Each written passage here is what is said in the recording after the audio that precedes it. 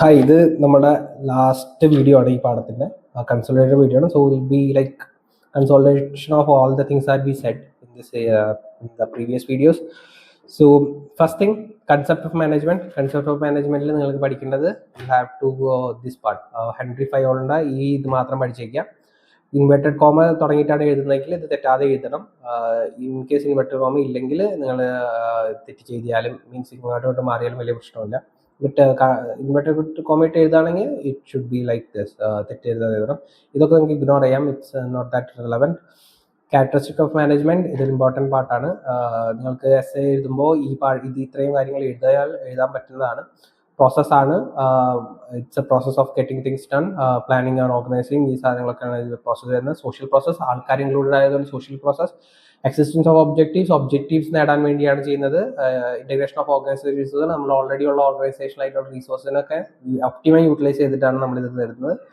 Decision making, നമുക്ക് ആവശ്യത്തിനുള്ള പ്രശ്നങ്ങൾക്ക് നമുക്ക് എന്തെങ്കിലും ഇഷ്യൂ ഒക്കെ വരികയാണെങ്കിൽ ഡിസിഷൻസ് എടുക്കണം, നമ്മുടെ ഫ്യൂച്ചർ പ്ലാൻ ചെയ്യണം. നിങ്ങൾ എടുക്കുന്ന ഡിസിഷൻ്റെ ബേസ് ചെയ്തിട്ടായിരിക്കും കമ്പനിയുടെ ഫ്യൂച്ചർ ഉണ്ടായിരിക്കുന്നത്. So it includes decision making.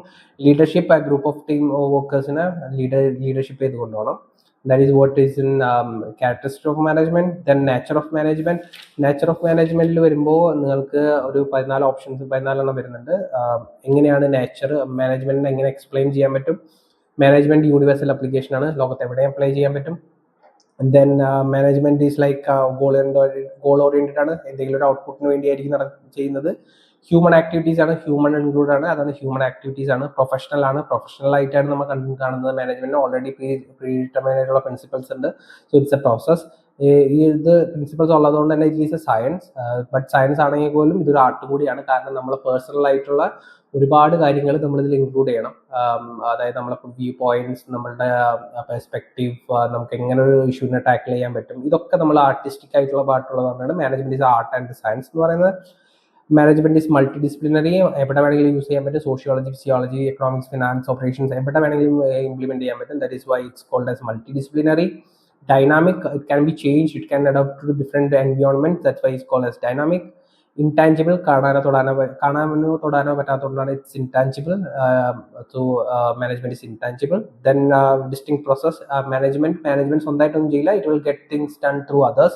So that's why it's called a distinct process. Management is a system authority. Management is having a system of authority of peoples, like there will be a person and the authority falls downwards. Every person has to report to the higher management, and it goes on like a pyramid. Okay, so there will be authority on management. Then the next point is like it also included it's requires in all levels of management. എല്ലാ ലെവലിലും management വേണം. Top level ആണെങ്കിലും middle level ആണെങ്കിലും lower level ആണെങ്കിലും there should be management in all the levels. Active ആണ്, ഭയങ്കര active ആയിരിക്കും, decisions make ചെയ്യുക, അതുപോലെ തന്നെ പ്രൊഡക്ഷൻ അതിലുള്ള കാര്യങ്ങൾ ചെയ്യാം, മോട്ടിവേറ്റ് ചെയ്യാം, അങ്ങനത്തെ ഭയങ്കര ആക്റ്റീവ് ആയിട്ടുള്ള ഫങ്ഷൻസ് ചെയ്യുന്നതാണ് management. Management involves decision making, like decisions നമ്മൾ റാപ്പിഡായിട്ട് എടുത്തുകൊണ്ടിരിക്കണം എൻവയോൺമെന്റിനനുസരിച്ച്. Management includes good leadership, means people's or group of people's-നെ ഡയറക്റ്റ് ചെയ്യുന്നതുകൊണ്ട് തന്നെ നല്ല good leadership in management. So yeah, these are the natures of management. Then the next thing is like significance. Why management is important? So you consider yourself as a manager or a good management person, then what do you bring to the world? That's the significance of management.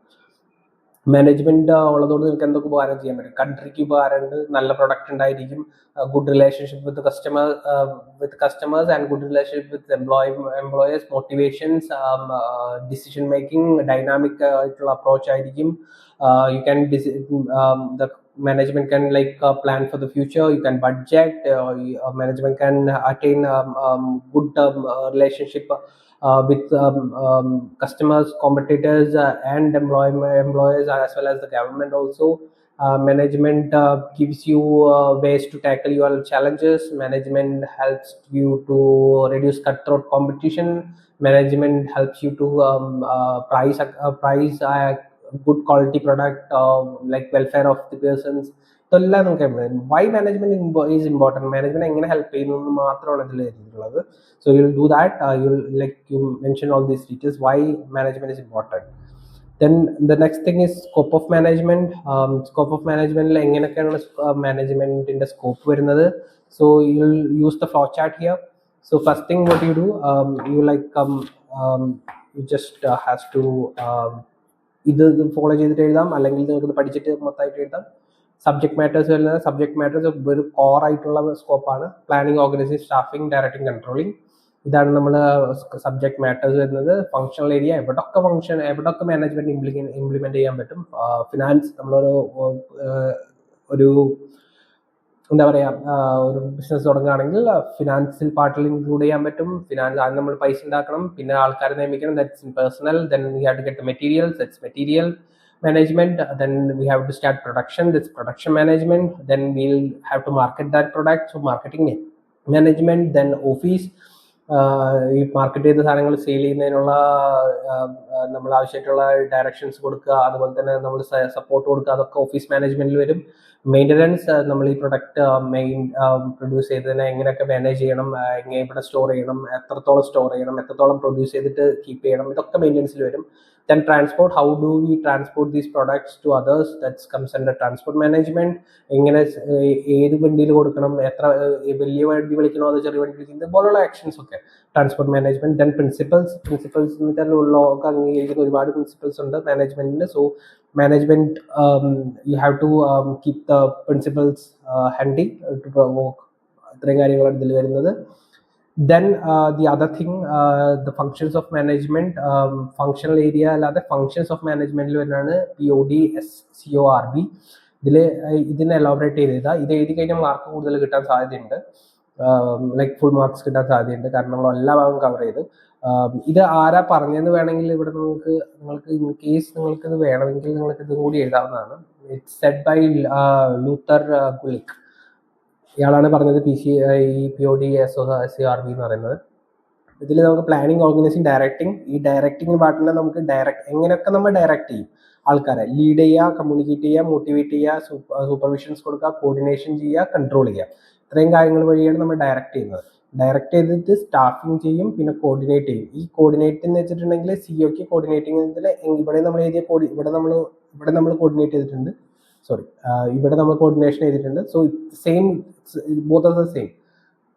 Coordination എങ്ങനെ coordinate ചെയ്യണം, എങ്ങനെ ഇതൊക്കെ ചെയ്യാൻ, എന്തൊക്കെ ചെയ്താലാണ് ഇത് ഉണ്ടാക്കാൻ goals കിട്ടാന്നുള്ളതാണ് coordinate ചെയ്യുന്നത്. Then second last is reporting. Reporting is like recording all the actions and all the decisions that we made in the previous functions, and we are recording it and reporting to the higher management so that they can take actions according to the reports and the actions that we did, function that we did earlier. എല്ലാത്തിനും പറ്റിയിട്ടുള്ള report നമ്മൾ മേലേക്ക് കൊടുക്കും. Report ചെയ്യുമ്പോൾ top level management ഇതിന്റെ base ആയിട്ട് decision ചെയ്യും. ആ ഡിസിഷൻസ് ആണ് ബഡ്ജറ്റിംഗിൽ വരുന്നത്. So budgeting part is like taking actions upon the report that we received, that the top management received. And the budgeting part, they will allocate certain amount of value, or like certain amount of cost set aside to further expansion or forecast planned as per the reports that you receive. റിപ്പോർട്ടിനെ base ചെയ്തിട്ട് basically അവർ ഫ്യൂച്ചറിലേക്കുള്ള decisions കാര്യങ്ങളൊക്കെ എടുക്കും. എത്ര പൈസ മാറ്റി വയ്ക്കണം, ബഡ്ജറ്റിലേക്ക് എത്ര പൈസ ഇൻക്ലൂഡ് ചെയ്യണം, എത്ര ആൾക്കാർ എടുക്കണം, ഇതൊക്കെ നമ്മൾ ബഡ്ജറ്റിങ്ങിൽ വരും. So this is the basic concept. And ഇത്രയും കാര്യങ്ങളാണ് ഈ പാഠത്തിൽ പഠിക്കാനുള്ളത്. സോ ഇത് പഠിച്ച് ഇത്രയും കാര്യങ്ങൾ നിങ്ങൾ കവർ ചെയ്യുകയാണെങ്കിൽ പിന്നെ ഈ പാഠവും പിന്നെ ഈ ബുക്കിൻ്റെ ഓൾമോസ്റ്റ് ഈ എക്സാമിന് ചോദിക്കുന്നതിൻ്റെ ഓൾമോസ്റ്റ് ഒരു ഭാഗം നിങ്ങൾ കഴിഞ്ഞു എന്ന് പറയാം. കാരണം ഇതാണ് നിങ്ങളെ ഏറ്റവും ഇമ്പോർട്ടൻറ്റ് പാർട്ട്. നമ്മൾ സാധാരണ ഫസ്റ്റ് ചാപ്റ്ററിൽ അങ്ങനെ നോക്കലില്ല, പക്ഷെ ഇതാണ് ഇമ്പോർട്ടൻറ്റ് പാർട്ട്. ഞാൻ ഈ വീഡിയോൻ്റെ ഈ ലാസ്റ്റ് വീഡിയോയിൽ ഞാനൊരു ഫയൽ കൂടെ ഇൻക്ലൂഡ് ചെയ്യാൻ നോക്കാം. ആ ഫയലിൽ ഈ പാഠത്തിൽ നിന്ന് ചോദിക്കാൻ പറ്റുന്ന ക്വസ്റ്റ്യൻസും അതിൻ്റെ ആൻസേഴ്സും ഉണ്ടായിരിക്കും. അതുകൂടാതെ ഒരു എസ് എ ക്വസ്റ്റ്യനും അതിൻ്റെ എസ്സേയുടെ ആൻസറും ഉണ്ടായിരിക്കും. ഒരു 6 പേജിൽ എഴുതാൻ പറ്റുന്ന എസ്സേയുടെ ആൻസറും ഉണ്ടായിരിക്കും. നിങ്ങൾക്കത് മാത്രം പഠിച്ചിട്ട് വേണമെങ്കിൽ ഈ പാഠം കംപ്ലീറ്റ് ചെയ്യാം. എസ് എ മാത്രം പഠിച്ചാലും ഈ പാഠം കംപ്ലീറ്റ് ആവും. പക്ഷേ എസ് എ അത് 6 പേജ് എന്നൊക്കെ പറയുമ്പോൾ ഒരുപാട് വലുതായിരിക്കും. സോ നിങ്ങൾക്ക് അതിൻ്റെ ഒരു ഷോർട്ട് നോട്ട് വേണമെങ്കിലും ഞാനത് ഇൻക്ലൂഡ് ചെയ്യാൻ നോക്കാം. So there will be like at least 3 PDF files. So ഞാനത് ഇൻക്ലൂഡ് ചെയ്യാൻ നോക്കാം. ഞാൻ ഇതുവരെ ചെയ്തിട്ടില്ല, ബട്ട് ഞാനത് നോക്കാം. നിങ്ങൾക്കത് പറ്റുന്ന വെച്ചിട്ട് നിങ്ങൾക്ക് അത് പഠിച്ചാലും മതിയായിരിക്കും. So yeah, that's it. ഇത് നമ്മുടെ ഫസ്റ്റ് സെറ്റ് ഓഫ് വീഡിയോസ് ആണ്. എത്രത്തോളം നന്നാവുന്നുണ്ടോ, അത് ഭയങ്കര പൊട്ടയാണോ അതൊന്നും നമുക്കറിയത്തില്ല. സോ ഇതൊരു എക്സ്പെരിമെൻ്റ് ആയിട്ട് കണക്കാക്കിയാലും മതി. So yeah, I'll try my level best, but these are let me know in the comments if there is any improvement needed on things. So yeah, thanks guys, thanks for watching.